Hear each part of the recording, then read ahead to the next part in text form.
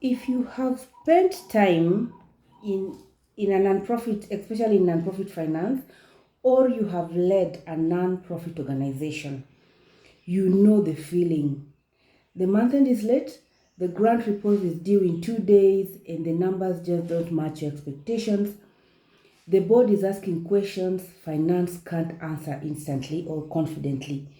The leadership is frustrated, and definitely the finance team is exhausted. So I've been in this field, the nonprofit finance, for close to 2 decades, actually 2 decades.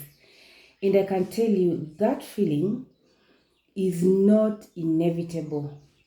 It is the result of missing infrastructure. But the good news is it's fixable. So today I want to introduce you to the framework I've developed to fix it. I call it FARM.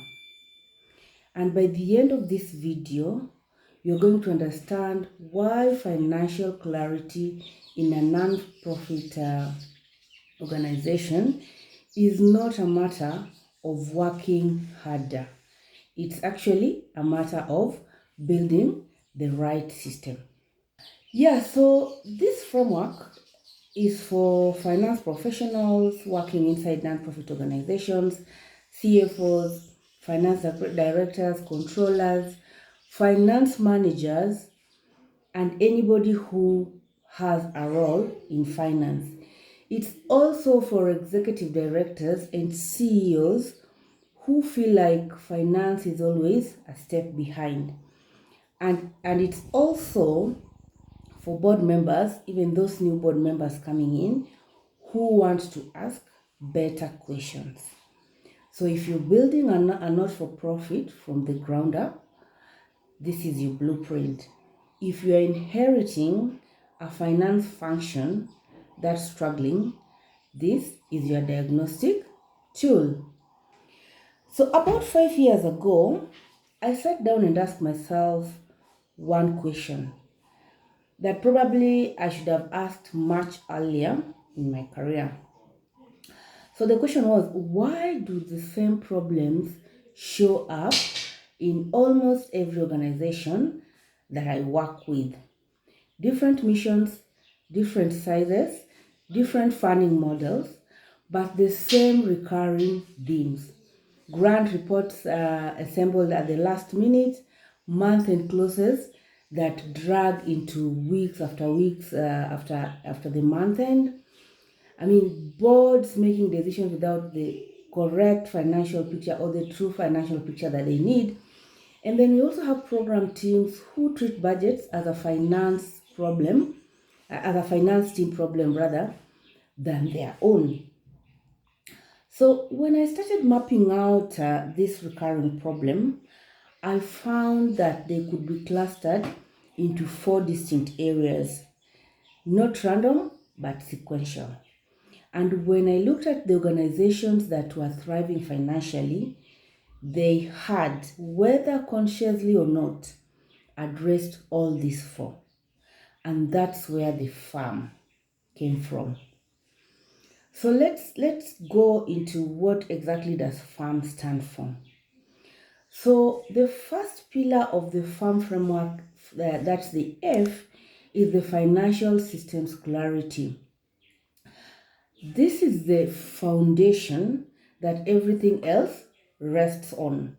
Systems clarity is about whether your financial infrastructure, let's talk about your chart of accounts, your budget, architecture, your ERP or your financial system or accounting software, how this is actually designed to serve the way your organization operates. It's not just to certify audits and compliance, but it's to to produce year-end financial statements that also speak to how the organization operates. It is to track programs, grants, cost centers, locations, and everything else, all the parameters that the organization would want to track in a way that produces meaningful and timely information. So I have worked into organizations where the chart of accounts was built from a generic off-the-shelf software. So, and you will find that sometimes grants are tracked between spreadsheets and not within the accounting system because they just can't integrate the two. And sometimes you'd find that the month end close took even 2 to 3 months after the first month of the year. And in many of these circumstances, there were so many reconciliations that had to be done manually for any report to make sense. So this therefore revealed to me that systems clarity is the work of making sure your infrastructure matches your mission's complexity. When it does, everything else gets easier. You get out of the manual workarounds. But when it doesn't, everything continues to be harder than actually it should be. So that is your F for financial systems clarity. So the second pillar of the firm framework is the internal processes and compliance. So this is where policy meets practice. I call it this is where policy meets practice. A finance function without documented processes is entirely dependent on the people who are currently in those positions. When these people leave, and they always eventually do, the knowledge lives with them. And that is where the risk sits in. The I pillar therefore covers your finance and procurement policy manuals, your expense approval workflows, your grant setup procedures, your financial calendar, your risk register, your internal audit framework, and your board finance committee charter. It also includes, and this is one of those that often gets overlooked, building the kind of culture where program managers or program teams understand their own numbers, not just to spend them. So processes are the operating system of a finance function. And so without them, even talented people spend most of their time reinventing the wheel. And that is where the I pillar takes everything into control. Then moving to the third pillar, which is the reporting excellence. So, and I want to be clear about what I mean by excellence here, because it's not about producing more reports.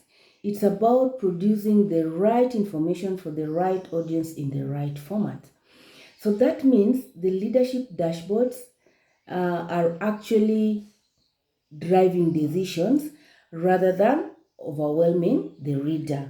So we also have board presentations that tell a financial story rather than dump numbers on a slide. Donor finance reviews, on the other hand, are aligned with the actual grant agreements and not just generic templates. And this is also where we'll be diving into the recently launched international reporting standards, the INPAS, the International Reporting Framework for Not-for-Profit. So in this reporting excellence pillar, it means that there is data integrity and full traceability. So that when a number appears in a report, you can trace it back to its source in just a click or in just a few seconds and not hours.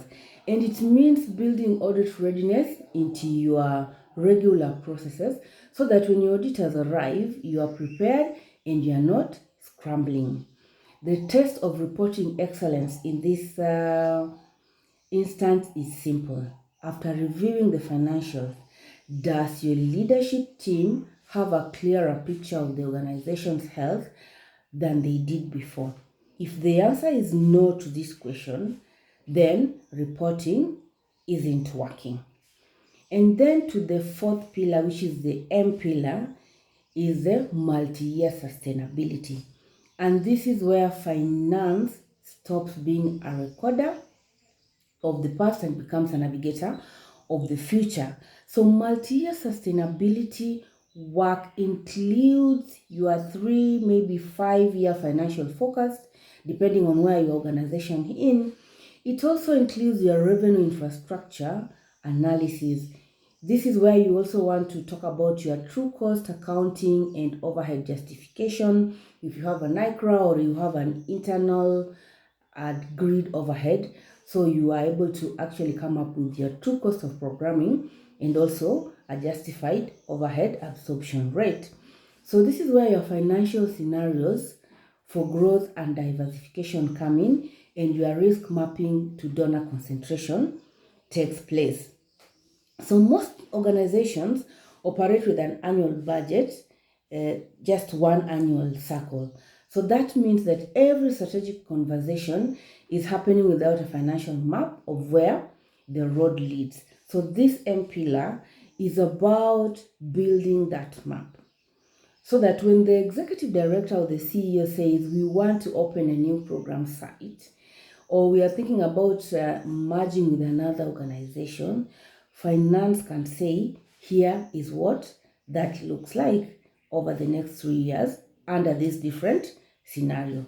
That's not just a finance support, it's actually the finance leadership that I talk about over and over again. So the FAR framework is not a theory. It's a practical operating model built from almost 2 decades of work inside nonprofit organizations. Every element I'll share in this series has been tested in real environment with real constraints, real auditors, real board members, and real program teams. Over the coming weeks and months, I'm going to go deep onto each of these pillars, sharing the specific tools, processes, and the decision frameworks that make the difference between a finance function that constantly is catching up and one that is consistently leading.